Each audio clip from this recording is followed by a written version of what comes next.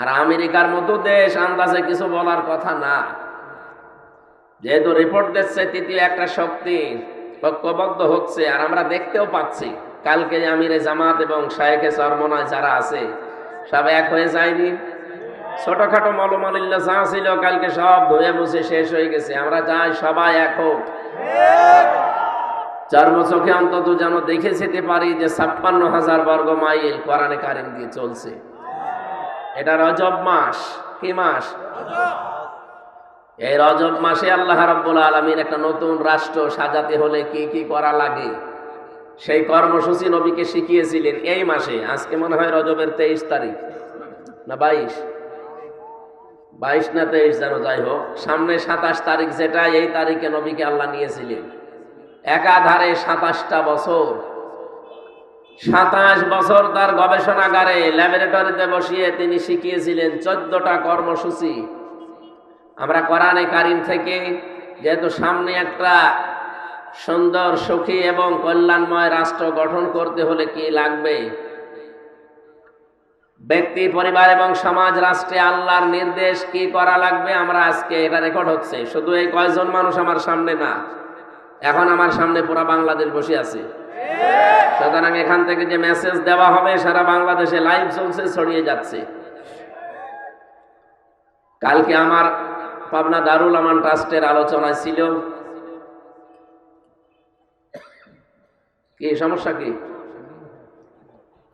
পেছনে না, ওদিকে থাক, এদিকে তাকান। আমার কালকের আলোচনা ছিল ফাইদা নুকিরা ফিন নাকুর, এই আয়াত থেকে গুরুত্বপূর্ণ বিষয় কালকে আমি এখান থেকে ডেলিভারি দিয়েছিলাম। আজকে আমরা নতুন একটা বিষয় কোরআন থেকে ডেলিভারি দেব ইনশাআল্লাহ। পুরা জাতিকে উদ্দেশ্য করে বলছি, সামনে নতুন রাষ্ট্র। যেহেতু খ্রিস্টানরা রিপোর্ট বানিয়েছে, আমরা তাদেরকে ঘুষ দেইনি। ঘুষ দিয়েছি? তারা কি আমাদের আত্মীয়?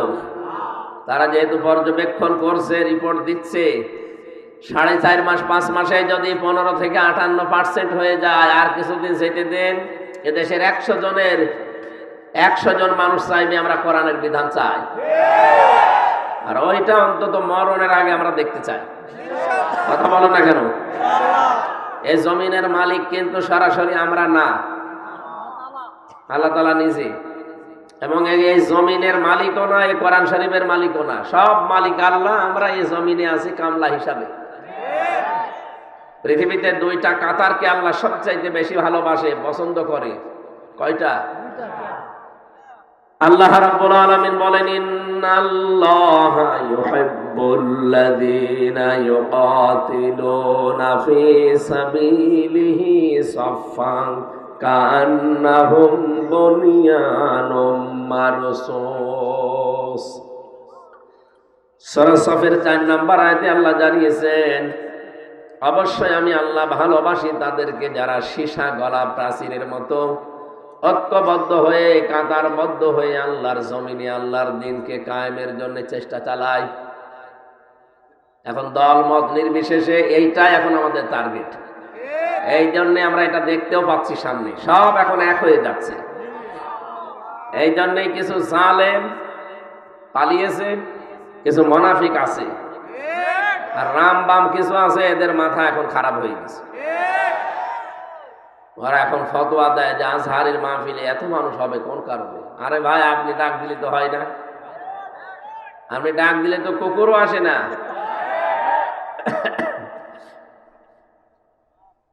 এই যে ইয়াদখুলুনা ফি দীনিল্লাহি আফওয়াজা, দলে দলে মানুষ পালে পালে ইসলামে আসবে, এটা তার একটা প্রমাণ। জায়গায় 14 লাখ 15 লাখ 20 লাখ মানুষ এক জায়গায় হয়, যদি টাকা দিয়ে আনা লাগে, কত কোটি টাকা খরচ আপনি বলেন। ও আজহারের বাবা মা ও 14 বংশ বিক্রি করলেও তো একটা অনুষ্ঠান হবে না। যে 3টা 4টা অনুষ্ঠান বাংলাদেশে করা হয়েছে, 4টাতেই রেকর্ড হয়ে গেছে। আল্লামা সাঈদী রহমতুল্লাহ আলাইহি ওই সময় যখন কথা বলতেন, তখন তো এরকম মিডিয়া ছিল না, তখনও মানুষ হয়তো 8-10 লাখ 20 লাখ। এখন ছাড়িয়ে যাচ্ছে, কারণ আল্লাহ প্রথমটায় দেখিয়েছেন যে ইয়াদখুলুনা ফি দীনিল্লাহ আফওয়াজা, দলে দলে মানুষ দেখতে পাবেন আপনি, পালে পালে আসতেছে ইসলামের দিকে।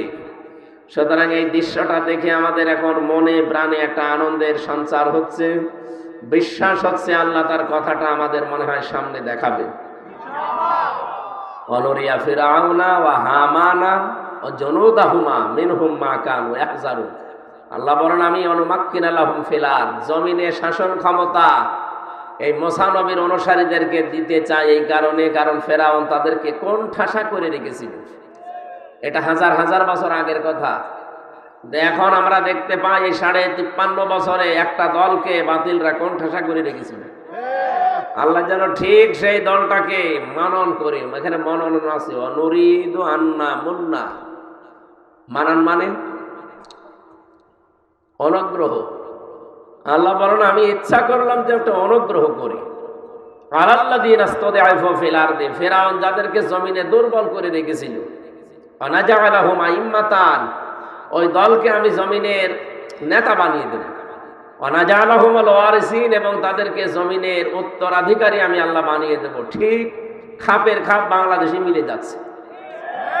এখন যদি বলেন, হুজুর আমার পক্ষে বলেন না, আপনার সাথে মেলে না, আমি বলবো কি করে? আপনার সাথে মিলছে? আপনার সাথে তো মিলছে না। যাদের সাথে মেলে তাদের নাম তো বলি না, এমনি মিলে যায়। এই 53.5 বছর যাদেরকে বিভিন্ন ধোয়া তুলে, ধোয়া তুলে, কি ধোয়া? পোড়া ধোয়া তুলে তাদেরকে আপনি জাতি থেকে আলাদা করে রেখেছিলেন। আমার জন্ম 92 সালে, আর আমারে যদি আপনি রাজাকারের তালিকায় নাম দিয়ে দে, শয়তান হাসবে না? ওই সময় আমার বাবাও হয়েছে কিনা আল্লাহ জানে। এরপর হচ্ছে তালিকা বানিয়েছিলেন, ও তালিকা কি গাঁজা খেয়ে বানিয়েছিলেন? জামাত শিবিরের নাম মাত্র 37 জন, তারপরেও 11 জন মরে গেছে। কয়েকজন জেলে আছে, আর বাকি থাকে কয়জন? আর যারা তালিকা বানিয়েছে তারা 1060 জন। তাহলে এই ধোয়াটা এতদিন পর্যন্ত তুলে জনগণকে আপনি কি বুঝিয়েছিলেন? এখন তো নিজের ফতোয়ায় নিজে ধরা খাবে। কয়েকদিন আগে মামলার হাজিরা দিতে গিয়েছিলাম, যে আপনাদের পাশের জেলা না চাঁদপুর, ওখানে একজন আল্লাহর ওলি, এই যে ফিটনেস বিহীন বিএনপি, লাইসেন্স বিহীন জামাত বলতো, এক মহিলা বলতো না, ওনারে আমার সামনে দিয়ে নিয়ে যাচ্ছিল। দেখলাম ওনারই ফিটনেস নেই, ওনার লাইসেন্স তো নেই। লাইসেন্স আছে, ফিটনেসও নেই। চেহারা আগে যাকে একটু তেল মেল দিত, এখন তো তেল পাই না, কিরকম লাগতেছে দেখতে। জিজ্ঞাসা করতে গেলাম যে আপা কেমন আছেন, কি অবস্থা বানিয়েছে পুরা। ও যা বলতো আল্লাহ উল্টিয়ে ওর ওপরে ঢেলে দিয়েছে। এই দেশে আমার মনে হয় যে যা করেছে পুরা টালটা তার উপরে ছেড়ে দিচ্ছে। এবার একটা পরিচিত আয়াত পড়ছে, দেখেন তো আপনাদের সাথে মেলে কিনা। গায়রিল মাগদুবি আলাইহিম ওয়ালাদ-দাল্লিন।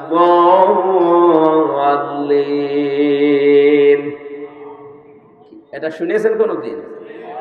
প্রতিদিন অন্তত যদি ফরজ নামাজও পড়ে কেউ 17 বার করে পড়া লাগে। এটা কতবার? লা ইলাহা ইল্লাল্লাহ মুহাম্মাদুর রাসূলুল্লাহ। এই যে গেটে যারা দাঁড়িয়েছেন, আপনারা কি ওই দলের লোক? কি কোন কারণে ওখানে দাঁড়িয়ে আছেন বলেন তো? আপনার কি বিবেক আছে না? কত মানুষ বসে আছে দেখতে পাচ্ছেন না? এতে সুন্দর করে জায়গাগুলো বসা যায় না। এই এখানে দাঁড়িয়ে আছেন কোন কারণে? বসেন। আর এই স্বেচ্ছা যাবো কি করেন কি? গেট থেকে সব বের করে দেন, কাউকে দাঁড়াতে দেবেন না ওখানে, সব বলে দেন যে বসেন।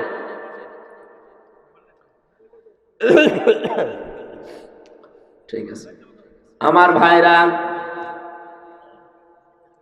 প্রতিদিন 17 বার করে আয়াতটা আল্লাহকে আপনি নিজে শোনাচ্ছেন। মনে হচ্ছে আল্লাহ শুনছে, উনি জবাব এখনই দেবে। আপনি নিজে বলেন, রব্বুল আলামিন তাদের পথে আমাদেরকে চালাবে না যারা মাগদুব, যারা দল্লিন, যারা অভিশপ্ত এবং পথভ্রষ্ট। যদিও এই দুইটা শব্দ দিয়ে আমরা ইহুদি আর খ্রিস্টানদেরকে মিল করে থাকি, কেন তাদেরকে এই বরদোয়া দেওয়া হয় বলেন তো? তারা তাদের ইনজিলে, তাওরাতে আমাদের নবী মুহাম্মদ রাসূলুল্লাহর পরিচয় 1000 বারের উপরে পেয়েছে। তাদের প্রত্যেকটা নবী আমাদের নবীর সংবাদ দিয়ে গেছে, ইয়াতি মিন বাদি ইসমুহু আহমদ। প্রতিটি নবী এসে বলেছে আমার পর একজন নবী আসবে, তার নাম আহমদ। তার নাম কি? তার যে যে পরিচয় হবে সব তাদের তাওরাতে ইনজিলে লেখা ছিল। এটা জানার পরও ইহুদি আর খ্রিস্টান যারা সত্যটাকে সত্য জানার পরও তারা মানে নাই, হয় হিংসা করে অথবা অহংকার করে। এখান থেকে মুফাসসিরিন ইকরাম মাসলা বের করেছেন, আপনি হাক্কানি তাফসিরে পাবেন। যারা সত্যকে সত্য জানার পরেও মেনে নিতে চায় না, হয় হিংসা করে অথবা অহংকার করে, তারাও এক প্রকার ইহুদি অথবা খ্রিস্টান। ওদের উপরে যেমন আল্লাহর লানত, ওরা পথভ্রষ্ট। আমি যদি আজকে সত্যি সত্যকে সত্য জানার পরে শুধু অন্ধ দলীয়করণের জন্য অন্ধ ভক্ত হয়ে সত্যকে না মানতে চান, আপনার নিজের এই বরদোয়া নিজের উপরে ওই ফিটনেসের মতো পড়বে। কথা বলেন না কেন? যা যা বলেছিল সব এখন ওর উপরে পড়ছে। আপনিও যা যা বলেন প্রতিদিন একবার দুইবার না কতবার বলেন। রোজ নামাজ পড়লেও 17 বার বলা লাগে।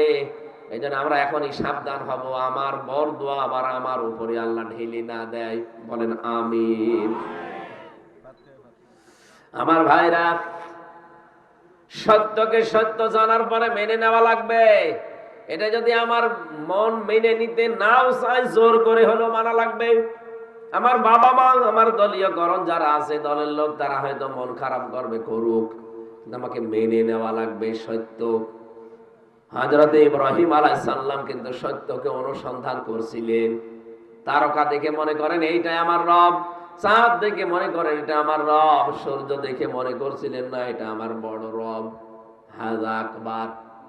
সর্বশেষ আমার আল্লাহ বলেন না, যেগুলো ডুবে যাচ্ছে একটাও স্থায়ী হচ্ছে না। তিনি জাতির লোককে ডাক দিয়ে বললেন, বারিউম মিম্মা তুশরিকুন।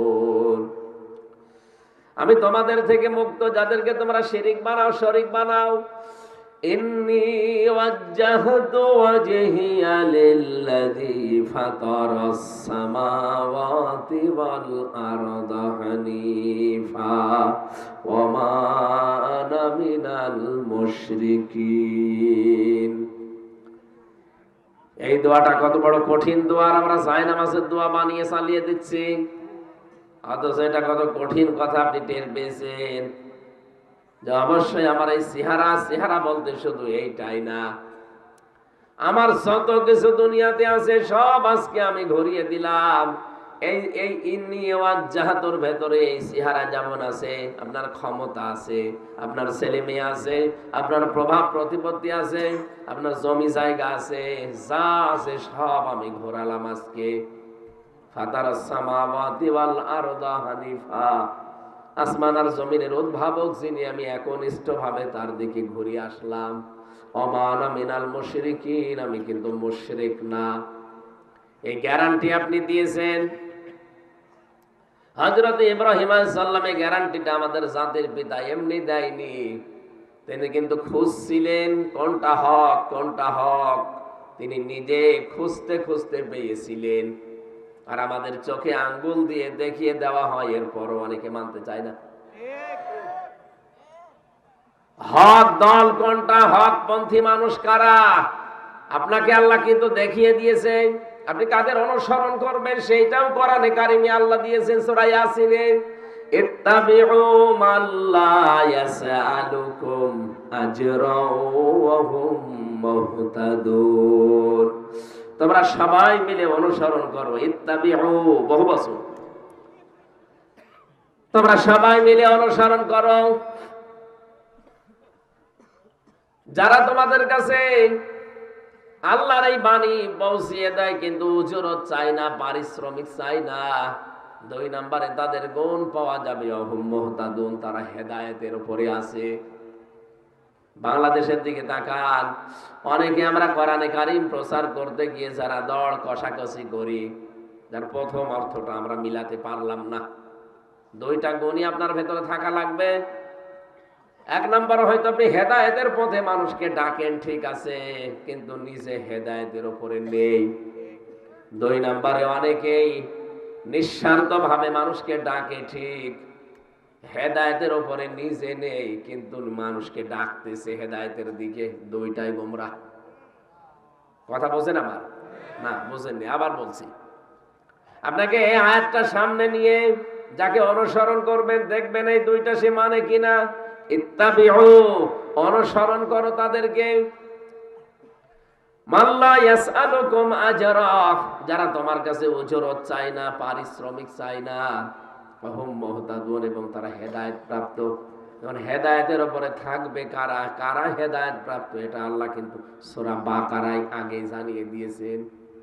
এই যে আয়াতটা পড়লাম এটা সূরা বাকারার আয়াত না ইয়াসিনের আয়াত? আগে আল্লাহ সূরা বাকারা দিয়েছেন না সূরা ইয়াসিন দিয়েছেন? তার মানে হেদায়েত প্রাপ্ত কারা? আপনি সূরা বাকারার 255 নম্বর আয়াত থেকে দেখবেন ওই জায়গায় আল্লাহ সাজিয়েছেন যে এরা হেদায়েতের উপরে আছে। ওয়ালা নাবলুওয়ান্নাকুম বিশাইইম মিনাল খাউফি ওয়াল জুই ওয়া নাকসিম মিনাল আমওয়ালি ওয়াল আনফুসি ওয়াস সামারাত ওয়া বাশশিরিস সাবিরিন। লামে তাকিদ নুনে সাকিলা। আল্লাহ বলেন অবশ্যই আমি আল্লাহ তোমাদের পরীক্ষা করব বিশাইয়্যিম মিনাল খাউফ, ভয় দিয়ে। আজ তামাম দুনিয়ায় আমাদের ভয় দেখায় কে? এদেশের নাস্তিকরা আর বাম জালেমরা তো ভয় দেখাতোই, তামাম দুনিয়ায় আমাদেরকে ভয় দেখাতো, এখনো দেখাচ্ছে। যাদেরকে তামাম দুনিয়া ভয় দেখাবে, কখনো ক্ষুধা দিয়ে আমি আল্লাহ তোমাদের পরীক্ষা করব, ভয় দিয়ে, ক্ষুধা দিয়ে, শস্য ক্ষেত দিয়ে, এবং সন্তানাদির ক্ষতি দিয়ে। এরপরও যদি কোনো মানুষ টিকে থাকতে পারে, ওয়াবাশশিরিস সাবিরিন, আল্লাহ বলেন ধৈর্যশীলেরা, এদেরকে সংবাদ দেন, সুসংবাদ।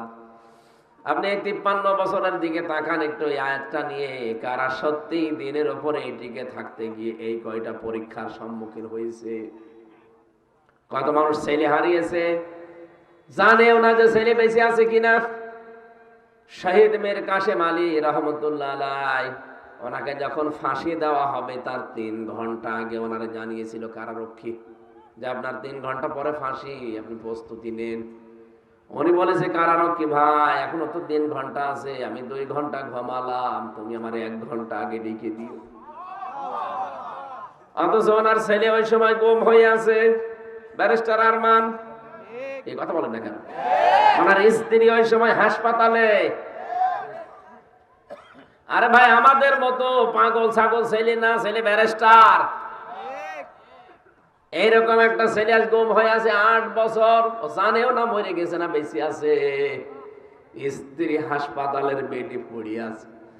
এরকম সংবাদ আসলে নিজের মরণের সংবাদ একদিকে, কোন আল্লাহর ওলি আছে দেশে যে সেই স্থির থাকতে পারবে বলেন?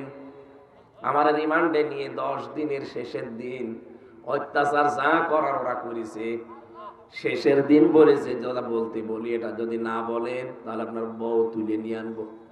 আমি নরম হয়ে গেলাম। না, ম্যাডাম তো অসুস্থ, সময় 7 মাস সন্তানের বয়স। বললাম ঠিক আছে যা ভালো লাগে করেন, আমার আর কিছু বলার নেই। আমি তো আলেম মানুষ, তারপরও নরম হয়ে গেছি। 10 দিন মাত্র রিমান্ডে, 10 দিনের দিন শেষ। আর ওনার স্ত্রী পড়ে আছে মরণ সজ্জায়, ছেলে গুম হয়ে গেছে, কেউ জানেও না, নিজেও মাত্র আর 3টা ঘন্টা পরে থাকবে না দুনিয়ায়। এরপরও কি শক্তিশালী ইমান দেখেন, বলছে আমি 3 ঘন্টা আছে 2 ঘন্টা ঘুমালাম। কারারক্ষী কুতুব ভাই উনি আমারও দায়িত্বে ছিলেন, আমারে মাঝে মাঝে বলতেন হামজা ভাই লোকটার ঘুম আসলো কি করে। আমি বললাম আপনি বোঝেননি, কিন্তু আমি বুঝেছি যে ঘুম কেন এসেছে। কোরআনে কারীম জানিয়েছে ইন্নাল্লাযীনা ক্বালু রাব্বুনাল্লাহু সুম্মা ইসতাকামু তাতানাজ্জালু আলাইহিমুল মালাইকা। অবশ্যই যারা এই কথা বলতে পারে আমার রব আল্লাহ, এতটুকু বলেই শেষ করে দেয় না, যারা এর উপরে টিকে থাকতে পারে। রব্বুল আলামিন বলেন তাতানাজ্জালু আলাইহিমুল মালাইকা, তাতানাজ্জালু এটা বোঝারে বর্তমান ভবিষ্যৎ প্রেজেন্ট ফিউচার। মালাকুন দেয়নি, মালাইকা বহুবচন দিয়েছেন।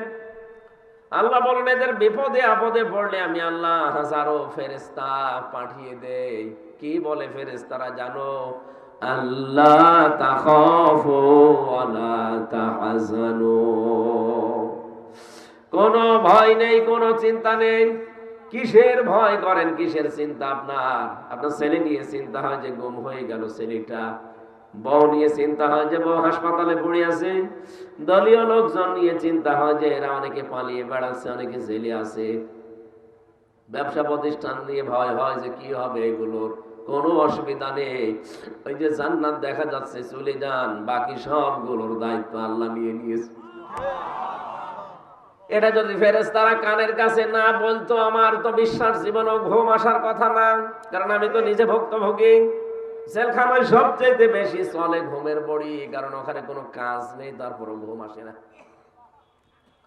একটা মানুষ বছরের পর বছর পড়ে আছে কিন্তু ঘুম নেই, এটা ঘুমের বড়ি খাওয়া লাগে। আমি কত বড়ি খেয়েছি আল্লাহ জানে, আর আমি জানি। অথচ তারপর আমার বাবা মা শ্বশুর শাশুড়ি তো ধনী মানুষ, আমার স্ত্রীকে আল্লাহ যা দিয়েছে, আমার শ্বশুর শাশুড়ি, আমার মা বাবা, আমি না থাকলে ওর কোনো অসুবিধা নেই। মেয়ে আছে ওই সময় দুইটা, ওগুলো নিয়ে সে ভালোভাবে আর একটা বিয়ে করে চলতে পারতো। আমার কোনো চিন্তা নেই তাদের নিয়ে, তারপরও আমার ঘুম আসতো না।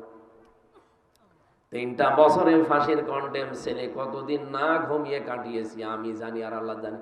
সারা রাত জাগা, 1 সেকেন্ডও ঘুম আসে। অথচ লোকটার মাত্র 3 ঘন্টা হায়াত আছে, আর 2 ঘন্টা ঘুমিয়ে গেল। কারারক্ষী বলছে ঠিক যেন ঘুমিয়েছে। আমি তাকে ডাকলাম 1 ঘন্টা আগে, কারণ 7টার সময় আমার ডিউটি, ওনার 10টায় ফাঁসি, 3 ঘন্টা মাঝে আছে।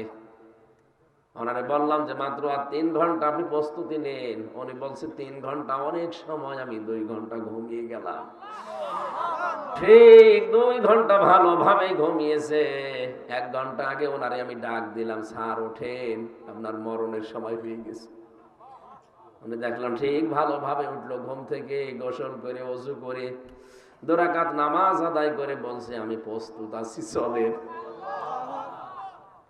এটা এমনি এমনি মুখে আসার কথা না, এটা ওয়াজ করে বোঝানো সম্ভব না যদি ওই জায়গায় আপনি না যান। এই আয়াত যে বলছে যে আল্লাহর ফেরেশতা এসে তার কানের কাছে সুসংবাদ দেয় যে কাউকে নিয়ে আপনার চিন্তা নেই, কিসের ভয় আপনার, সবগুলোর দায়িত্ব আল্লাহ নিয়েছে। ওয়াবশিরু বিল জান্নাহ, ওই যে জান্নাত, ওর সুসংবাদ গ্রহণ করেন। আল্লাতী কুনতুম তুআদুন, যার ওয়াদা আল্লাহ করেছে। নাহানু আউলিয়াউকুম ফিল হায়াতিদ দুনিয়া, দুনিয়ায় আপনাদের বন্ধু আমরা ছিলাম, ওয়াফিল আখিরা, আখিরাতেও থাকবো। ওয়ালাকুম ফিহা মা তাশতাহি আনফুসুকুম ওয়ালাকুম ফিহা মা তাদউন, এমন জান্নাতে প্রবেশ করাবো যেখানে চাওয়ার আগে জিনিস পাওয়া যায়। পৃথিবীতে এমন কোন বাগান আছে যে বাগানে প্রবেশ করলে চাবেন তার আগেই পাওয়া যাবে? না, নেই। চাবেন এর পরও দেরি হবে। আল্লাহ বলেন জান্নাত এমন ভাবে আমি বানিয়েছি আমার মুমিন বান্দা বান্দীদের জন্য যে চাওয়ার আগেই পাওয়া যাবে। আপনি চাবেন, মনের ভেতরে শুধু কামনা আসবে, সঙ্গে সঙ্গে সামনে চলে আসবে। কেন এটা জানো? নজুলাম মিন গফুরির রহিম, এটা দয়াময় আল্লাহর পক্ষ থেকে একটা বিশাল মেহমানদারি। বলেন সুবহানাল্লাহ। আমি যেটা বোঝাতে চাচ্ছিলাম এ পর্যন্ত এসে, আল্লাহ পাক বলেন এইভাবে যারা বিপদে আপদে পড়ে, ছেলে হারিয়েছে, মেয়ে হারিয়েছে, সম্পদ হারিয়েছে, ব্যবসা প্রতিষ্ঠান হারিয়েছে, সব কিছু হারানোর পরেও যে মানুষগুলো হাসি মুখে, দেখবেন হাসি মুখ তাদের। এত কিছু যে হারিয়ে গেল, আমার তো কিছুই হারায়নি, তারপরও আমার চিন্তায় শেষ নেই। আর ওদের সব হারিয়ে গেল, এরপরেও চেহারার দিকে তাকালে মনে হয় যে কিছুই হারায়নি, নিশ্চিন্তে বসে আছে। আজকে আমি ইন্টারনেটে কাদের মোল্লা সাহেবের একটা চিঠি পড়ছিলাম।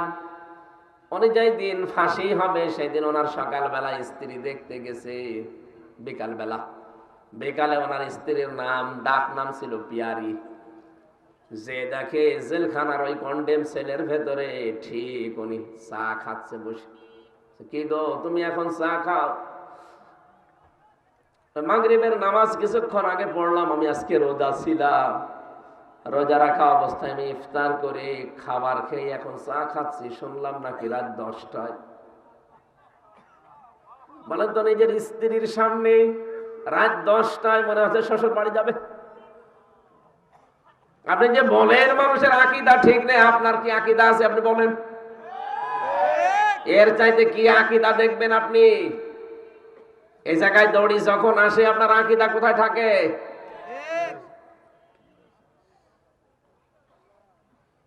ডাক দিয়ে বলছে, পিয়ারি আমাকে মাফ করে দিও, তোমার হক হয়তো আদায় করতে পারিনি, আজকে আমি আল্লাহর সাথে দেখা করতে যাচ্ছি, সারা দিন আমি রোজা ছিলাম, আমি যে ইফতারি করে খাবার খেয়ে একটা চা খাচ্ছি, এইটাই মনে হয় আমার শেষ খাওয়া। দুনিয়ার খাবার আমার আর কপালে জুটবে না, কারণ আর মাত্র কয়েক ঘন্টা পরে আমারে ডাকবে। ওরা বিভিন্ন খাবার নিয়েছিল, যেগুলো খান বলছে না, দুনিয়ার এই খাবার আমার আর ভেতরে ঢুকবে না। মনে হচ্ছে জান্নাতের খাবার আমার আল্লাহ তার সামনে মেলে ধরেছে।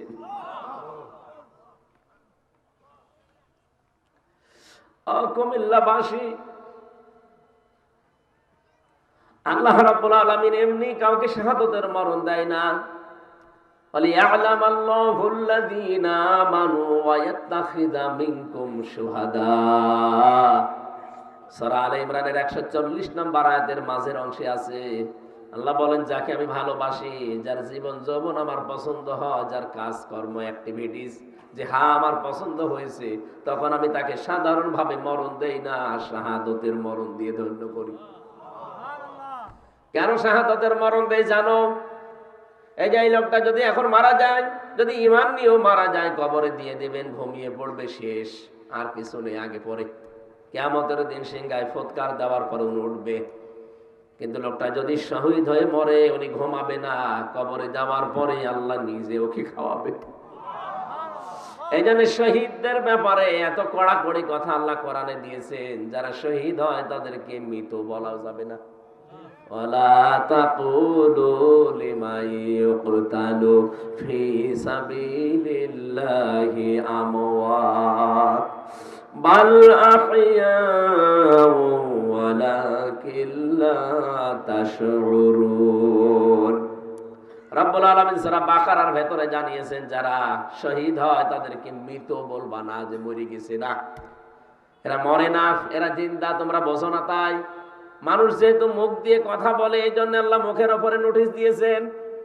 মুখের পরে মানুষ যেহেতু দিমাগ দিয়ে চিন্তা করে, এই জন্য আল্লাহ দিমাগের উপরে নোটিশ দিয়েছেন, ওয়ালা তাহসাবান্নাল্লাযীনা কুতিলু ফি সাবিলিল্লাহি আমওয়াতা বাল আহইয়াউন ইনদা রাব্বিহিম ইরযাকুন। সূরা আলে ইমরানের 169 নম্বর আয়াতে আছে, ধারণাও করবা না যে আমি আল্লাহর জন্য যারা জীবন দেয় এরা মরে গেছে, ধারণাও করবা না, বলা তো যাবেই না মুখ দিয়ে, ধারণাও করবা না। কারণ কি? কারণ তারা জীবিত এবং তারা আমি আল্লাহর কাছে রিজিক পাই। কুমিল্লাবাসী বলেন তো, ঘুমিয়ে থাকলে খাওয়া লাগে? কথা বলেন না কেন? ঘুমাবে তো এই লোকটা, যে ঈমান নিয়ে মরে গেছে, ঘুমিয়ে পড়বে, ফেরেশতারা বলবে নাও ঘুমিয়ে যাও। দোলা ভাই যেভাবে আপা নিয়ে ঘুমায়, ওইভাবে ঘুমিয়ে যাও, কিয়ামতের দিন একবারে উঠবা, এই শেষ, ওনার আর কিছু নেই। কিন্তু শহীদ হয়ে যে মানুষ মরবে, ওদেরকে আল্লাহ বলেন ঘুমাবে না, ওরা জীবিত, আর জীবিত থাকলে, জেগে থাকলে খাওয়া লাগে।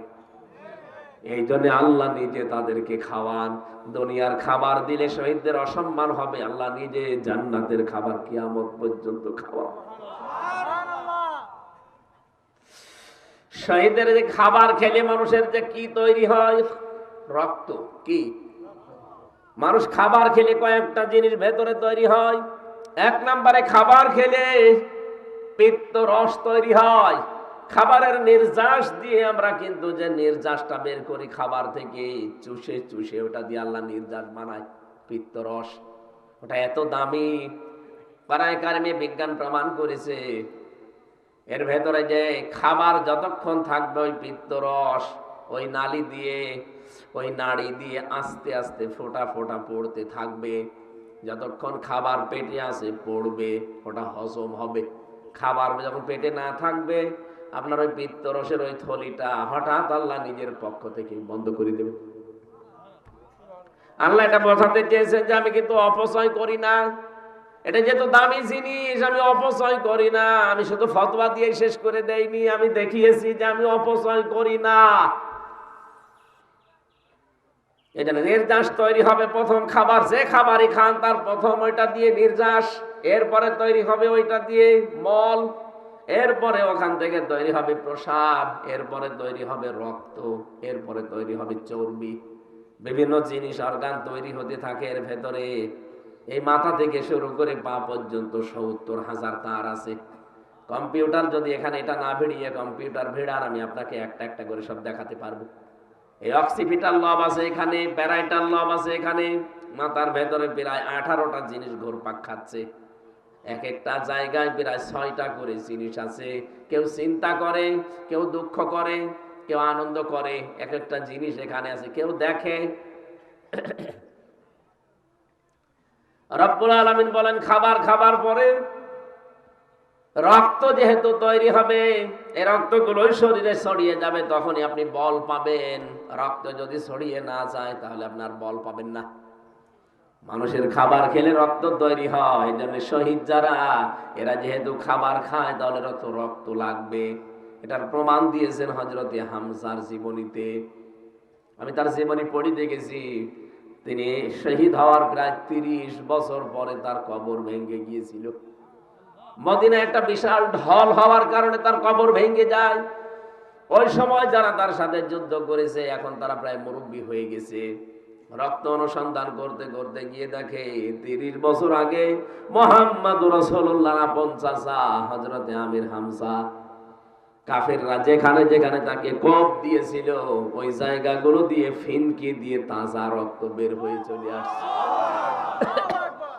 কুমিল্লাবাসী বলেন তো, যদি খাবার না খাবে তাহলে রক্ত আসলো কোত্থেকে? কথা বলেন না কেন? এই জন্য ফেরেশতাদেরকে দিয়ে আল্লাহ সুসংবাদ জানায় তাদেরকে, যে মানুষগুলো পরীক্ষায় উত্তীর্ণ হয় আর যারা একথা স্বতঃস্ফূর্ত ভাবে বলতে পারে, আল্লাযীনা ইযা আসাবাতুহুম মুসিবা ক্বালু ইন্না লিল্লাহি ওয়া ইন্না ইলাইহি রাজিউন। আমরা মনে করি এটা মানুষ মরে যাওয়ার দোয়া। কে বলেছে আপনাকে? কঠিন বিপদ আপদ যখনই আসবে মানুষের, যদি ইমানদার লোকটা হয় মুখ দিয়ে আকস্মিক ভাবে বের হয়ে যাবে, জবান খুলে বের করেন ক্বালু ইন্না লিল্লাহি ওয়া ইন্না ইলাইহি রাজিউন। এই বিপদ আপদ মুসিবত আমার উপরে এসেছে, আমরা তো আল্লাহর জন্যে আর আল্লাহর কাছে আমরা ফিরে যাব। তখন সে সান্ত্বনা পায়। আরে ভাই, বিপদে আপদে কঠিন মুসিবতে যদি কোনো একটা অবলম্বন আপনি পান, দেখবেন একটা আলাদা অনির্বচন সুখ পাওয়া যায়। জেলখানার ভেতরে আমি মাঝে মাঝে কারারক্ষীকে বলতাম, ভাই একটু বই নিয়ে এসে দিন। 24 ঘন্টা তো তালা লাগিয়ে রাখেন এই ফাঁসির কন্ডেম ছেলে, কারো সাথে কথাও বলতে দেয় না, আবার সিসি ক্যামেরা দিয়ে রেখেছে, কেউ যেন আমার দিকে না তাকায়। বাইরের যোগাযোগ তো 3 বছর পুরা বিচ্ছিন্ন। একটা বই মই এনে দেন, একটু পড়ি। বই এনে দেয় বঙ্গবন্ধুর আত্মজীবনী। ও ছাতা পড়ি করবে কেন? কয়দিন বই চাই, বই এনে দেয় বঙ্গবন্ধুর ছেলেবেলা, বঙ্গবন্ধুর চীন সফর। ও ছাতা পড়ে আমার রাগ দরকার আছে? একদিন রাগ করে বলেই ফেললাম যে এ বই কেন? আমি যে বই বলি ওই বই এনে দিতে পারেন না। আমি কি বই? আমার ফাঁসি চাই, এই বইটা এনে দিন। আমি মেজর ডালিম বলছি এটা এনে দিন। না, ওই বই পড়তে নেই। পড়তে নেই মানে ওইটাই পড়া দরকার। ওখানে ভেতরে তো টাকা চলে না, চলে সিগারেট। সিগারেটের প্যাকেট দিলে বিভিন্ন জিনিস পাওয়া যায়। এক হিন্দু কারারক্ষী, ওর তো আর ইমান বিমান নেই। ওর নাম ছিল সুব্রত বালা। এরপরে আরো কয়েকটা হিন্দু আমার দায়িত্বে ছিল, দেবদুলাল, অসিত কুমার, আরো নাম আমার মনে। 3 বছর একাধারে খালি হিন্দুই পেতাম, তো এই কারণে মনে আছে নামগুলো। এরকম একজন পেয়েছিলাম, ওই সাতক্ষীরার ওদিকে করে বাড়ি যেন। এর তো আর আল্লাহ রসুল বলে কোনো চিন্তা ভাবনা নেই, ওর দুনিয়াকে মজা নিল এই ধান্দায় আছে। পরে একদিন বললাম, শোনেন, কাছে তো তাকানো যাবে না, সিসি ক্যামেরা আছে, কাজ করেন, এটিএম আজহারুল ইসলাম আছে ওই যে পাশের বিল্ডিং এ, আপনি ওনার কাছে গিয়ে বলবেন যে আমির হামজা কিছু বই চেয়েছে, যদি বইগুলো দেয় আপনি একটু চুরি করে আমারে দিয়ে যাবেন, ওনার কাছে বই আছে। পরবর্তীতে উনি বই পাঠিয়েছে আমারে চুরি করে। কারাগারে রাত দিন জাইনাব আল গাজালির, বলেছে আমির হামজারে বড় বেটা ভালো করে পড়তে। আমি 1 বার 2 বার নাই, 3 বছরে প্রায় 7 বারের উপরে বইটা শেষ করেছি। কয়েকটা মহিলার ঘটনা ওখানে লেখা আছে যে তাদের ঈমান কি। জাইনাব আল গাজালি একজন মহিলা, তার যে ঈমান এবং তার ভাইয়ের যে ঈমান পুরাটা পর্দা। আমার মনে মনে মাঝে মাঝে নিজেরে তৃপ্তি আসতো, আল্লাহ, একজন মহিলা মানুষ যদি এরকম পরীক্ষা দিতে পারে, আমি একজন পুরুষ মানুষ, যখন একটু শান্তি পেতাম। এরপরে পাঠিয়েছিল প্রোডাক্টিভ মুসলিম, এটা অনেক সুন্দর বই, যারা পড়াশোনা করেন, জ্ঞান অর্জন করতে চান, বইটা কিনে নেবেন। প্রোডাক্টিভ মুসলিম, পারিবারিক জীবন থেকে আন্তর্জাতিক জীবন পর্যন্ত পুরোটা সাজানো আছে। এটা একটা তৃপ্তি পেতাম বইগুলো পড়লে। আল্লাহ পাক বলেন, এই যে ঈমান যাদের আছে এদেরকে পরীক্ষা করলে এই মানুষগুলো তৃপ্তি পায়, তৃপ্তির সারে তখন বলে আমরা তো আল্লাহর জন্য, যারে যা হয়ে যায় যাক, আমরা তো আল্লাহর জন্য আল্লাহর কাছেই ফিরে যাব। উলাইকা আলাইহিম সালাওয়াতুম মির রাব্বিহিম ওয়া রাহমা ওয়া উলাইকা হুমুল মুহতাদুন। বলেন আল্লাহু আকবার। আল্লাহ বলেন, এই মানুষগুলোর উপরে আমার শান্তি, এদের উপরে আমার রহমত, আর এরাই হেদায়েতের উপরে আছে। তাহলে হেদায়েতের উপরে আছে কারা? যে মানুষগুলোকে পেছনে পরীক্ষাগুলো করা হয়েছে। এই পৃথিবীতে কাদেরকে পরীক্ষা করা হয় আপনি দেখতে পাচ্ছেন? যারা পরীক্ষার উপরে আছে, এই মানুষগুলো হেদায়েতের উপরে। কিন্তু এদেরকে দেখে মাঝে মাঝে দিনের দিকে ডাকতে গেলে তখন দর কষাকষি করে। কথা বোঝেন আমার? আয়াতের 2টা বিধানই আপনাকে মানা লাগবে। আপনি ডাকবেন, পরিশ্রম করবেন, উজরত চাইবেন আল্লাহর কাছে। 2 নাম্বার, আপনাকে হেদায়েতের উপরে থাকতে হলে ওই পরীক্ষাগুলো দেওয়া লাগবে। এদেশে বহু মানুষ আছে যে তাবলীগ জামাতের যারা আছেন ভাইরা, আপনারা তো নিজের খেয়ে নিজের পরি মানুষকে আল্লাহর দিকে ডাকেন, কোনো পরিশ্রমিক নেন না, কোনো উজরত চান না। কিন্তু হেদায়েতের উপরে থাকতে গেলে অবশ্যই আপনাকে কোরআন দিয়ে মানুষকে ডাকা লাগবে। আপনি মন খারাপ করলে আমার সঠিক কথা তুলে ধরা লাগবে, কারণ দাওয়াত দেওয়ার সিস্টেমই হচ্ছে কোরআন দিয়ে। ইয়া আইয়ুহার রাসূল বাল্লিগ মা উনজিলা ইলাইকা মির রাব্বিক, হে রাসূল আপনি মানুষকে পৌঁছিয়ে দেবেন কি? বলেন বলেন। সহিহ যেটা আপনি কোরআন হাদিস দিয়ে বানিয়েছেন বুঝলাম। এই যে ময়দানে যেটা তৈরি হবে এখন টঙ্গীর এই ময়দানে, যারাই যা করছেন লক্ষ লক্ষ মানুষ আমরা ওখানে হাজির হব, ঠিক আছে। কেন এই ঘোষণা দেওয়া যায় না যে শুধু সহিহের উপরে বয়ান হবে না, পুরা কোরআনের উপরে বয়ান করবে? এখানে যে যে আলেম এখানে যাবে, যে আয়াত চায় ওই আয়াত তাকে দিয়ে দেন, ওই আয়াতের উপর স্টাডি করে গবেষণা করে সে আলোচনা করবে। কেন এই কথা বলা হয় না খালি সহিহের উপরে? কেন? এটা মুসলমানদেরকে ধরা সাপ বানানোর একটা কায়দা। তাহলে 6টার ভেতরে থাকবে, ইসলামকে 6টার ভেতরে আছে, আর নেই। এই জন্য আমরা চাই আগামীতে যারা বিশ্ব ইজতেমায় যাবে ওখানে যত আলেম চাই, ভালো ভালো আলেম আছে, যে যে আলেম যে আয়াত চায় ওই আয়াতের উপরে তাকে বলবেন যে 10 দিন 15 দিন আপনি লেখাপড়া করেন, এক একটা আয়াত থেকে নতুন নতুন তথ্য বের করে পড়া, কোরআন কেন্দ্রিক আলোচনা ওখানে আমরা চাই। ওখানে সুদের বিরুদ্ধে আপনি বক্তব্য দেবেন, ঘুষের বিরুদ্ধে দেবেন, দুর্নীতির বিরুদ্ধে দেবেন, চাঁদাবাজের বিরুদ্ধে দেবেন। ওখানে আপনি জুলুম, অত্যাচার, নির্যাতনের বিরুদ্ধে দেবেন, মানুষের তৈরি করা আইনের বিরুদ্ধে দেবেন। এইটাই তো নবীজি করতেন। তা আপনি কোন তাবলিগ করেন? তাবলিগই তো এটা যে আমার সামনে চাঁদাবাজি হবে আর আমি বলবো যে যা করছে করুক, লা ইলাহা ইল্লাল্লাহ। আজকে সকালে যশোরে 50 লাখ টাকা চাঁদা চেয়েছে, দেয়নি, তাকে কি পিটানো পিটাচ্ছে দেখলাম। এটা তো ফেরেশতারা করছে না, অবশ্যই কোনো মানুষই করছে। একটা দলের সভাপতির নাম সেখানে এসেছে, আমি নাম নাই নিলাম। অনেকে মনে করছে এত গোপনে চাঁদাবাজি করি তারপরও ধরি ফেলে কি করি। আরে বেটা, গোয়েন্দা বিভাগের খবর রাখেন। আমি নিজে দেখেছি ওদের যে মেশিন, ওরা যা বসিয়ে রেখেছে বাইরের দেশ থেকে নিয়ে এসে। আপনি মনে করেন আমি রাত 12:30টার সময় গেলাম নারায়ণগঞ্জের বন্দরে চাঁদা চাইতে, কেউ জানে না। মিডিয়া জেনে ফেললো কি করে, আর গোয়েন্দারা জানলো কি করে। আরে ভাই, রিমান্ডে নিজে দেখেছি, সত্যি কথা যে কোরআন শরীফ সামনে আমি বলছি, আপনি পায়খানায় বসে বসে কি করেন তা ওরা দেখতে পায়। হ্যাঁ, এমন মেশিন ওদের কাছে আছে। ওই জালেমরা ইসরায়েল থেকে নিয়ে এসেছিল, সেটা তার নিয়ে যেতে পারেনি। এখন যারা দায়িত্ব আছে তারা ব্যবহার করছে। আপনি মনে করছেন আমি কেউ জানি না, এত রাতে সব ঘুমিয়ে পড়েছি আর এরা জানলো কি করি? আরে ভাই, 24 ঘন্টা ওইটা ওদের সামনে।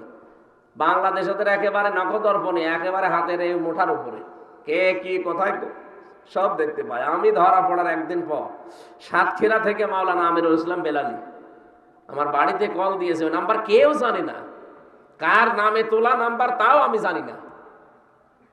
উনি কল দিয়ে জানিয়েছে যে হামজাকে বলবা যদি যোগাযোগ করতে পারো, হামজাকে জানাবা সে যেন অন্তত এই কথাগুলো না বলে। ও আমরা সকালবেলা দেখছে ভিডিও আকারে আমার দেখাচ্ছে, আর আপনি বলছেন আমি রাত 12:30টায় গেলাম চাঁদা চাইতে, কেউ তো জানে না। কেউ জানে না কে বলিস আপনাকে? আমি গোয়েন্দাদের সাথে কথা বলি মাঝে মাঝে, ওরা বলছে হুজুর দেশটা আমরা পর্যবেক্ষণে রেখেছি, শুধু দেখছি যে কে কি করে। তারেক জিয়া এমনি রেগে যাচ্ছে, উনি টের পাচ্ছে। উনি বলছে না, কালকেও বক্তব্য দিয়েছে তারেক জিয়া যে আপনারা থামেন, ক্ষমতায় কি আমরা চলে এসেছি, এখনই আপনি আরম্ভ করেছেন, একটু থামেন না কেন? এখনো দেশটা জনগণের হাতে, ওরা কিন্তু সব দেখতেছে কে কি করে। আপনি একটু জরিপ চালান। কালকে একজন মহিলার জরিপ দেখলাম, তার কাছে সাংবাদিক জিজ্ঞাসা করছে আপনি কাকে চান? বলছে আমরা চাই চাঁদাবাজকে চাই না। অলরেডি আপনি বদনাম করে ফেলেছেন নিজের।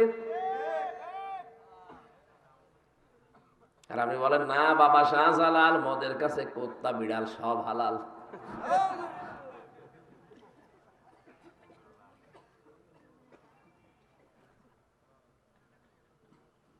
কুমিল্লাবাসী, যে কথাটা তুলেছিলাম বলার জন্য, কোরআনে কারিমের আজকের এই ময়দান থেকে এমন এমন মেসেজ আজকে কোরআন থেকে ওই 14টা কর্মসূচি এমন ভাবে আমরা তুলে ধরতে চাই, যারা দায়িত্বে আছে ওরা যেন শোনে। আর একটা সুন্দর কল্যাণময় রাষ্ট্র যদি কেউ গঠন করতে চায়, এখান থেকে যেন তারা থিওরি নেয়। মানে থিওরি গুলো আমার বানানো না, আল্লাহ নিজে বানিয়েছেন, তাও 27 বছর নবীকে তার গবেষণাগারে বসিয়ে নিজে শিখিয়েছেন। এখানে সরাসরি শিক্ষককে, ছাত্রকে, নবী মোহাম্মদ রাসূলুল্লাহ। সময় লেগেছে 2 দিন 5 দিন না, পিএইচডি করতে, গবেষণা করতে, আমরা দেখি এমফিল করতে সব মিলে মাত্র 5 থেকে 7 বছর লাগে। 2 বছর এমফিলে, 5 বছর পিএইচডি, 7 বছরে একটা বিষয়ের উপরে পুরা নখদর্পণ এসে যায়। অথচ আল্লাহ বলেন আমি 27 বছর নিজে শিক্ষক হয়ে আমার নবীকে শিখিয়েছি। একটা রাষ্ট্র যদি কল্যাণময় করতে হয়, এগুলো মাস্ট বি লাগবেই। আমরা সেই কোরআন থেকে কথা বলতে চাচ্ছি, চলে যাবেন নাকি? ইন্না হাদাল কুরআনা ইয়াহদি লিল্লাতি হিয়া আকওয়াম। আল্লাহ পাক বলেন অবশ্যই এই কোরআন একটা সঠিক এবং সুন্দর মজবুত হেদায়েতের পথ তোমাদেরকে নির্দেশনা দেয়। ওয়ায়ুবাশশিরুল মুমিনিনা আল্লাযীনা ইয়ামালুনাস সালিহাতি আন্না লাহুম আজরান কাবীরা। নবী আপনি সুসংবাদ দিতে পারেন ওই মুমিনদেরকে যারা ভালো ভালো কাজ করে দুনিয়ায়, উত্তম পুরস্কার আমি আল্লাহ তাদের জন্য রেখে দিয়েছি। বলেন সুবহানাল্লাহ। وَأَنَّ الَّذِينَ لَا يُؤْمِنُونَ ইউমিনুনা বিল আখিরাহ, যারা আখিরাতে বিশ্বাসী না, কিয়ামতে জবাব দিতে হবে এই বিশ্বাস যাদের ভেতরে নেই। ওয়া আ'তাদনা লাহুম আযাবান আলিমা, তাদের জন্য যন্ত্রণাদায়ক শাস্তি আল্লাহ রেডি করে রেখেছেন। আল্লাহ আযাবান পর্যন্ত শেষ করে দিতে পারতেন, আলিমা দিলেন কেন? এমন আযাবের ধরন আমি আয়াতের তাফসীর অন্য আয়াতের সাথে মিলিয়ে দেখেছি। এত কঠিন আযাব আল্লাহ দেবেন যে চামড়া পুরাটা খসিয়ে ফেলবেন। লাওয়াহাতুল লিল বাশার, আল্লাহ পাক বলেন লা তুবকি ওয়ালা তাজার, লাওয়াহাতুল লিল বাশার। এই জাহান্নামে ফেলে দেওয়ার পরে এই মানুষটাকে আস্তেও ছাড়বে না, আবার ছেড়েও দেবে না, এতে চামড়া আগে পুরা খসে যাবে। এই পৃথিবীতে যত কঠিন ঘর হোক, আমি রিমান্ডে একটা ঘর দেখেছিলাম মাটির নিচে, যেখানে নিয়ে ওরা নখ তুলে ফেলে মানুষের। আমাকে নিয়ে গিয়েছিল ওখানে 9 দিনের দিন, মেশিন পত্র বের করেছে আমার সামনে রেখে দিয়ে বলছে এগুলো হাতের আর পায়ের নখ তুলি আমরা। ওদের কথাবার্তা শুনলে বুঝতাম যে ও মানুষ না পুরাটা জানোয়ার। মানে কথাবার্তার এরকম ধরনই আলাদা। আমি যে একজন মাওলানা মানুষ, আমারে মা মাতালি তুলে গালি দিত, তাহলে সাধারণ মানুষ পেলে কি করত? ও জানে যে হাফেজ, কোরআনের হাফেজ, একজন মাওলানা, একজন মুফতি মানুষ, তারপরও আমার মায়ের নাম ধরে, বাপের নাম ধরে কি গালি গালা, অথচ সব বিসিএস ক্যাডার। বলেন তো, এরকম সাধারণ মানুষ যদি আমার সামনে যারা সাধারণ মানুষকে নিয়ে যেত, কি কান্নার আওয়াজ পেতাম। মাঝে মাঝে দেখতাম যখন হাত পায়ের নখ তুলে নিয়ে আসতো, কি কান্না, ওর কান্না দেখে আমি নিজে অজরে কাঁদতাম। একজনকে দেখেছিলাম চট্টগ্রামে বাড়ি, একটা কথাও বানিয়ে বলছি না, নিজের দেখা সব। এই যে হাতের তালু, এখান থেকে আস্তে করে ব্লেড দিয়ে কেটে দেয়, এরপর একটা মেশিন আছে ওদের কাছে, ওইটা ধরে চামড়া ছোট করে ফেলে, ওই চামড়াটা ধরে টান দেবে আস্তে করে, এগুলো পুরাটা গোল হয়ে চলে আসবে। জীবিত মানুষ এতটুকু দিয়ে শেষ করে যদি বলে যান ঠিক আছে আমরা ওষুধপত্র দেই না, আবার ওর উপরে লবণ দিয়ে দেয়। আমারে এরকম কঠিন অবস্থা করে নাই, কিন্তু আমারে টাঙিয়ে রেখেছিল, মাজায় দড়ি দিয়ে আমারে 11 ঘন্টা টাঙিয়ে রেখেছিল। আমার এদিকে চোখ বাঁধা কালো কাপড় দিয়ে, এদিকে পায়ের সাথে ডান্ডা বেড়ি দিয়া, পা হাত আবার পেছনে ডান্ডা বেড়ি দিয়ে বান্ধা, ওই হ্যান্ডকাপ দিয়ে নড়াচড়া করবে না, ছাতা কেটে যাবে। আমার যে কত জায়গায় কেটেছিল আল্লাহ ভালো জানে। 20, 21, 22, 23, 21, 22, 23 পুরা 3টা বছর। ওই সময় দেখেছিলাম যে ওই ছেলেটার চামড়া এখান থেকে, ওর নাম আব্দুল্লাহ, এখান থেকে তুলে আস্তে করে যখন টান দিয়েছে পুরা চামড়া চলে এসেছে, তাও পুরা টানা শুধু এইটুকুর। এত কষ্ট পাচ্ছিল আর এত চিৎকার দিয়ে কাঁদছিল, কিন্তু আওয়াজ তো বাইরে যাবে না, মাটির নিচে। পরবর্তীতে শুনলাম যে শুধু চামড়া তুলেই ছেড়ে দেয়নি, ওর উপরে নাকি লবণ ছিটিয়ে দিয়েছে। লবণ ওই যে মোটা যেটা, ওই মোটা লবণ দিলে কিন্তু অত বেশি যন্ত্রণা হয় না, কিন্তু পাতলা যেটা, মিহি লবণ যেটা মেশিন দিয়ে একেবারে মিহি করে ফেলে, ওই পাতলা লবণটা এরকম ছিটিয়ে দিলে দেখবেন আপনি টকবক করে পড়বেন। কারণ শাস্তির যত ধরন ওই শয়তানরা সব আগে টেনে নিয়েছে, যে এখানে এখানে মারলে, এখানে এখানে জিনিস দিলে এরা সব চাইতে বেশি কষ্ট পাবে। পা এভাবে ধরে রাখবে একজন শিকল দিয়ে বেঁধে, আপনি তো নড়াতে পারবেন না, তারপর জন্য নড়াচড়া করে জন্য শিকল দিয়ে বেঁধে দেয়, আর সামনে থেকে লোহার মুগুর দিয়ে পিটায়। মুখ বেঁধে আসতো রাতের বেলা, পিটাতে পিটাতে অনেকজনের দেখতাম নিজেই কাহিল হয়ে গেছে। আর কত মারা যায়? আপনি আধা ঘন্টা একাধারে পিঠে এই পায়ের নিচে পিটান, দেখবেন কিছুক্ষণ পরে আপনার চোখ নষ্ট হয়ে গেছে, চোখে দেখতে পাবেন না। এর সাথে এই চোখের একটা কানেকশন আছে। আমি লাব্বাহাতুল লিল বাশারের কথা বলতে যে পর্যন্ত এসেছি, আল্লাহ বলেন এমন এক ঘরে ওরে প্রবেশ করাবো, ঢুকতে দেরি, আগে চামড়া খুলে পোড়াটা বের হতে দেরি হবে না। ও তো একেবারে এতটুকু চামড়া খুলতে এই ঝামেলা, আর পোড়া চামড়া যদি খুলে যায় কেমন লাগবে দৃশ্য বলেন তো। এর নাম আলিমা, এইটার নাম আলিমা। এই চামড়া পোড়াটা শেষ, এবার নতুন চামড়া আবার লাগাবে। আল্লাহ পাক বলেন আবার ওইভাবে করব, পোড়াটা খুলবো আবার নতুন করে লাগাবো। কেন জানো? যেন শাস্তির তীব্রতা বাড়তেই থাকে। একবার পোড়া চামড়া খুলি আবার যদি লাগানো যায়, ওটা যে কত তীব্র যন্ত্রণা বাড়বে, যার লাগাবো সে টের পাবে। সূরা নেসার ভেতরে আল্লাহ আয়াতগুলো দিয়েছেন। রব্বুল আলামিন বলেন, নবীজিকে আমি নিয়ে গেলাম এই মাসের 27 তারিখে বহু অত্যাচার জুলুম নির্যাতনের ভেতরে, বিশেষ করে তার চাচাটা মারা গেল। তার স্ত্রী খাদিজাতুল কুবরাকে আমি তুলে নিলাম। দুইটা বড় বড় ছায়া তার মাথার উপর থেকে আমি আল্লাহ তুলে নিয়েছি। নবীজি মানুষ তো, এই হিসাবে তিনিও দুর্বল হয়ে পড়লেন। রব্বুল আলামিন তাকে সান্ত্বনার বাণী দিয়ে বললেন, লিনুরিয়াহু মিন আয়াতিনা, আপনাকে আমি নিয়ে আসছি আমার কাছে, আমার নিদর্শন দেখাবো।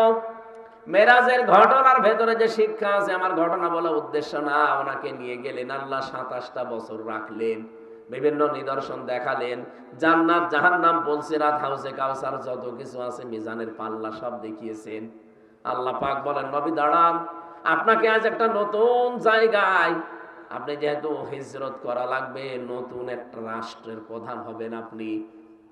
আপনাকে রাষ্ট্রপ্রধান হতে হলে 14টা কাজ পরিবার, সমাজ আর রাষ্ট্রে করতে পারলে রাষ্ট্রটা কল্যাণময় রাষ্ট্র হবে। 1 নম্বরে আমি আল্লাহর ইবাদত দিয়ে আপনি আরম্ভ করবেন, কারণ আমি যেহেতু বানিয়েছি সবাইকে, এটা সবাইকেই বোঝাবেন। ইলা কালিমাতিন সাওয়াইম বাইনানা ওয়া বাইনাকুম আল্লা না'বুদা ইল্লাল্লাহ ওয়া লা নুশরিকা বিহি শাইআ ওয়া লা ইয়াত্তাখিযা বা'দুনা বা'দান আরবাবাম মিন দুনিল্লাহ ফাইন তাওয়াল্লাউ ফাকুলু আশহাদু বিআন্না মুসলিমুন। সূরা আলে ইমরানের 65 নাম্বার আয়াতের ভেতরে আছে, রব্বুল আলামিন বলেন, আপনি ডাক দেবেন ইহুদি, খ্রিস্টান, মুশরিক যারা আছে, যারা কিতাব পেয়েছে আসমানি, তাদেরকে আপনি ডাক দিয়ে বলেন, আসো আল্লাহর বান্দারা, আমরা 3টা কথার উপরে একমত হই। 1 নম্বরে আমরা আজকে থেকে আল্লাহ বাদে আর কারো ইবাদত করব না। ইহুদিদের দিকে তাকান, তারা আল্লাহ একজন আছে এই কথা বিশ্বাস করে। খ্রিস্টানদের দিকে তাকান, তারা আল্লাহ একজন আছে এই কথা বিশ্বাস করে। আমি মুসলমানের চাইতে ইহুদির অনেক মেয়েকে দেখেছি বাইরের রাষ্ট্রে, তারা এত বেশি পর্দা মেনটেন করে। বাইরের দেশগুলোতে যখন যায়, সিঙ্গাপুর, মালয়েশিয়া, থাইল্যান্ড, এই সমস্ত জায়গায় যারা ইহুদি আছে, বিশেষ করে ইহুদিদের আমি দেখেছি তাদের বউ খাস পর্দা করে, এমনকি হাত মোজা, পা মোজা পরা, সামনে আবার ওই যে দেওয়া, জিলবাব দেওয়া, 3-4টা ছেলে মেয়ে চারপাশে, এত পর্দা মেনটেন করে। লোকটা ওর পাশে যে স্বামী বসে আছে, স্বামীর এত বড় বড় দাড়ি, মাথায় পাগড়ি বাঁধা, এত বড় জুব্বা গায়ে আমার মতো, দেখলে মনে হবে একেবারে কোনো আলেম হবে, অথচ ইহুদি। আল্লাহ একজন আছে, ওরাও বিশ্বাস করে, কারণ ওরা ইসলামী, ওদের উপরে যে তাওরাত নাজিল হয়েছে ওইটা ওরা বিশ্বাস করে। পরবর্তীতে ওই যে পরিবর্তন হয়েছে এইটা ওরা মানতে চায় না, বলে না যা হয়েছে এইটাই। অথচ ওর ভেতরে ওরা নিজেদের মন মতো করে সাজিয়ে নিয়েছে।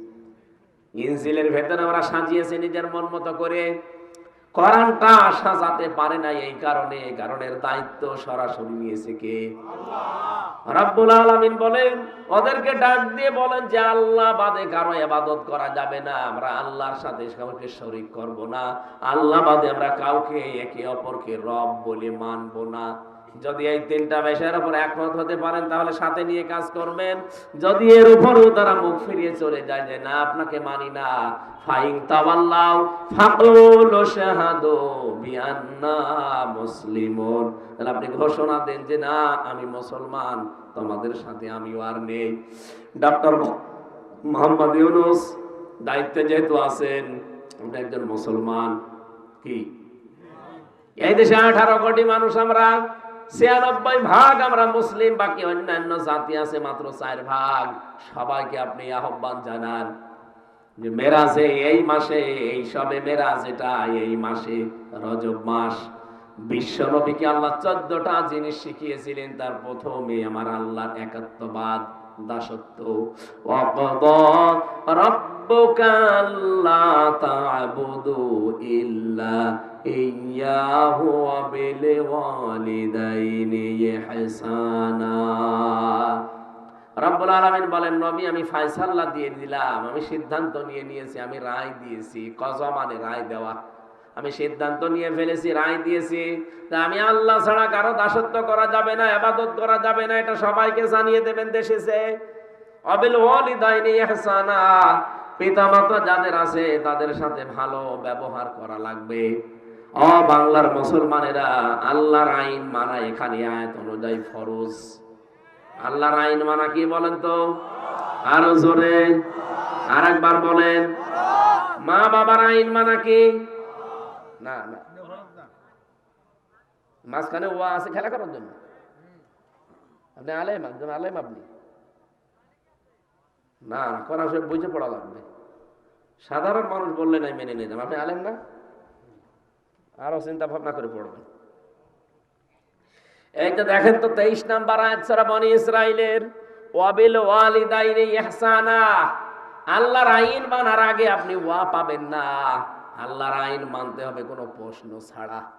কিন্তু মা বাবার আইন মানা ফরজ না, মা বাবার সেবা করা ফরজ। কথা বুঝতেছে? মা বাবার সেবা করা কি? মা বাবার আইন মানা। পৃথিবীতে শুধু একজনের আইন মানা ফরজ। আলালাহুল খালকু ওয়াল আমরু, সূরা আরাফের 54 নাম্বার আয়াতের মাঝের অংশে আছে। আল্লাহ বলেন, সৃষ্টি আমার, আইনও চলবে আমার। ইনিল হুকমু ইল্লা লিল্লাহ, সূরা ইউসুফের 40 নাম্বার আয়াতের মাঝের অংশে আছে, আইন চলবে শুধুমাত্র কার? আল্লাহ। এই জন্য আইন আল্লাহর মানা ফরজ, মা বাবার আইন মানা ফরজ না, তাদের সেবা করা ফরজ। এখান থেকে কি মাসলা পেলেন আপনি? পৃথিবীতে আল্লাহর পরে আমরা জানি যে মা বাবার স্থান।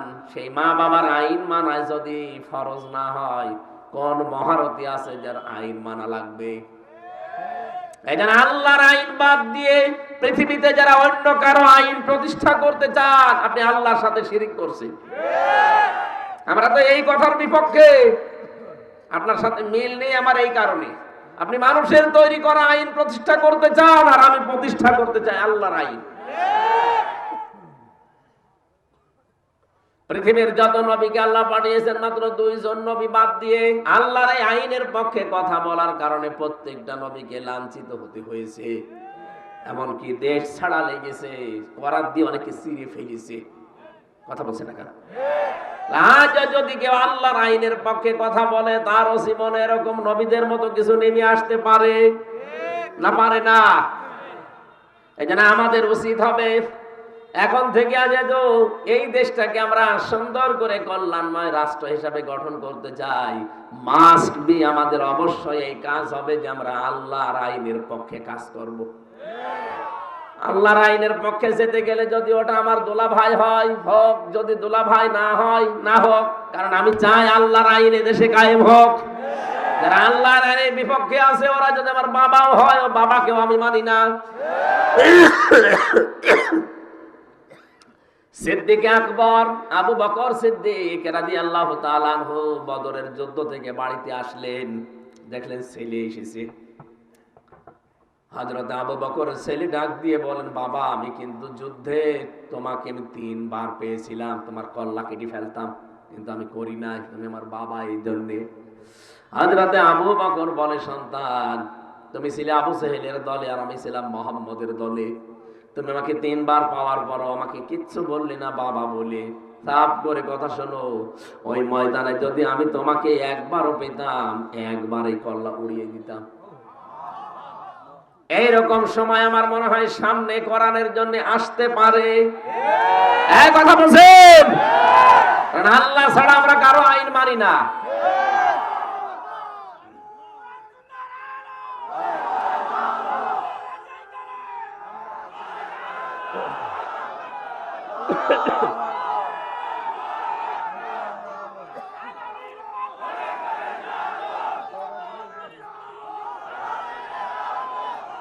আমার ভাইরা, রব্বুল আলামিন এবার জানিয়েছেন, আল্লাহর পরে যেহেতু পৃথিবীতে মানুষের জন্য সবচাইতে বেশি কষ্ট স্বীকার করে তার মা আর বাবা। বিজ্ঞান এখন প্রমাণ করছে, আমাকে দুনিয়ায় নিয়ে আসতে গিয়ে, এই পৃথিবীর মুখ দেখাতে গিয়ে আমার মা 57 ইউনিট কষ্ট সহ্য করেছে। অথচ যত শক্তিশালী পুরুষ হোক, সর্বোচ্চ 45 ইউনিট কষ্ট যদি কাউকে দিতে পারেন, ও মরে যাবে, ওকে বাঁচাতে পারবেন না। কত?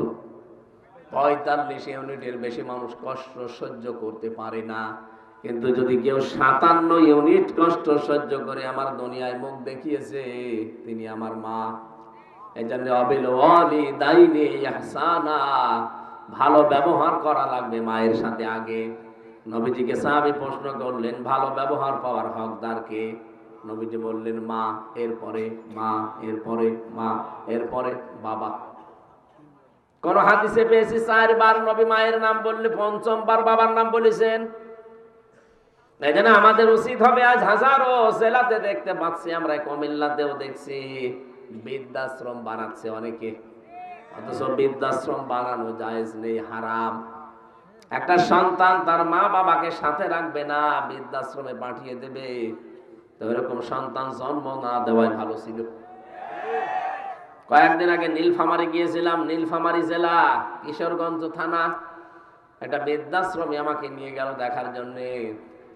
যে দেখি এইদিকে 25 জন, এইদিকে 25 জন বসে আছে, বার বাবা। ওদের চোখের দিকে তাকিয়ে দেখতে পেয়েছি ওরা ছল করে কাঁদছে। প্রত্যেকটা মার বাবার দিকে তাকিয়ে আমার মনে হচ্ছে ওরা সন্তানের জন্য বরদোয়া দিচ্ছে।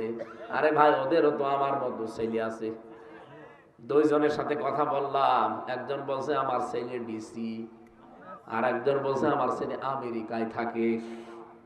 কিন্তু আজ আমি বৃদ্ধাশ্রমে এই কারণে আমার বৌমা আমাকে মেনে নিতে পারে না, সহ্য করতে পারে না। শুধুমাত্র ওই বৃদ্ধাশ্রমের মার বাবা এরা না, এখানে বহু মানুষ আছে যাদের বৌমা তাদেরকে সহ্যই করতে পারে না।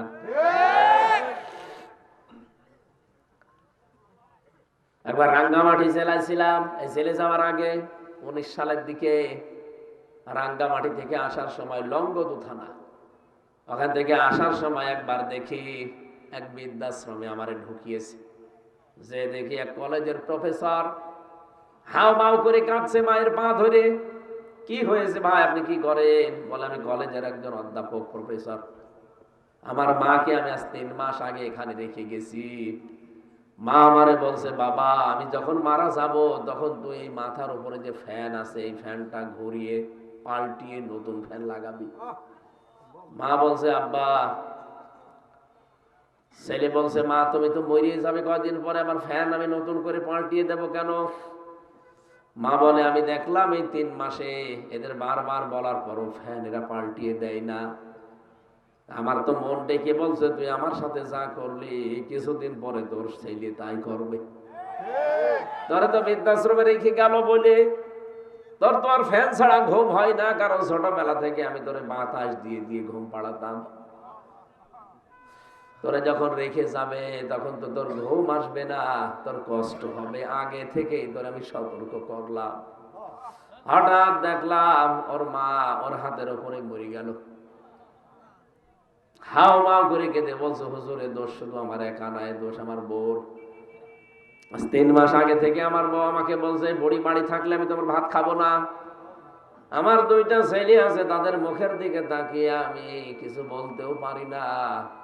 বাধ্য হয়ে এখানে রেখে গিয়েছিলাম তারে। শেষ পর্যন্ত আজকে মা আমার মারা গেল, দুনিয়ায় এখন নাম ধরে ডাকার মতো আমার আর কেউ নেই।